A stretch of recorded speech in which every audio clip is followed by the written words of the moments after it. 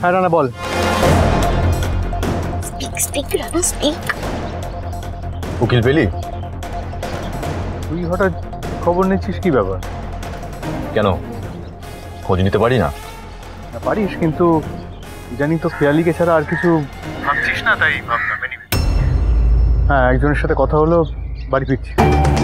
Good, এটুকুই জানার ছিল। বলে যাচ্ছে বসু দি। কিছু না, তুই বাড়িতে ফের, সামনাসামনি কথা হবে। রাখছি।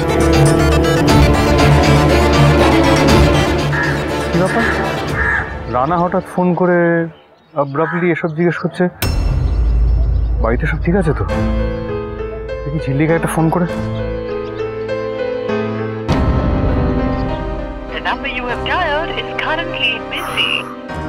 কাকে যে ফোন করে এত কথা বলে কে যাবে? রমেশ, এই রিজুকে একটা ফোন করে।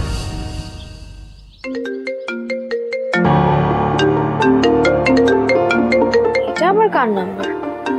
বললাম মিস্টার সিংহরাকে ফোন করে বড়জাজের ফোন করার কথাটা বলবো।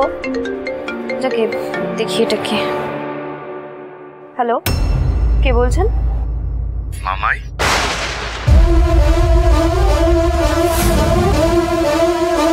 কেমন আছিস? হ্যালো হ্যালো, কে বলছেন? চিনতে পারছিস না মামাই? মামাই,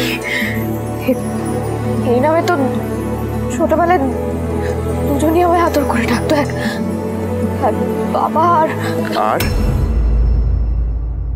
দাদা।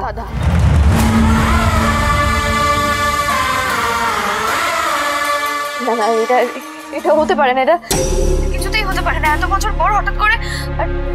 আর তাছাড়া এই নাম্বারটা, এই ফোনটা তো নতুন। এই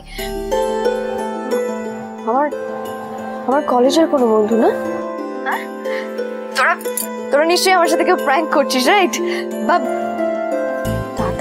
দাদার রিজুদা? তোমরা না? হ্যাঁ বলো, তোমরাই না? তোমরা আমার সাথে প্র্যাঙ্ক করছো, বলো না।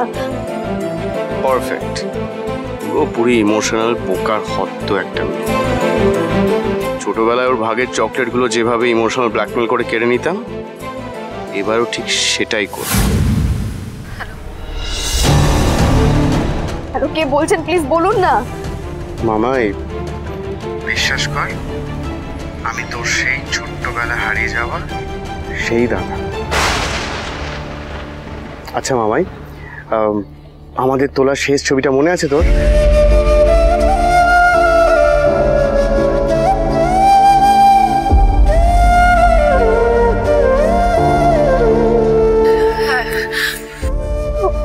আমার কাছে এখনো আছে ছবিটা। আমার কাছেও যত্ন করে রাখা আছে।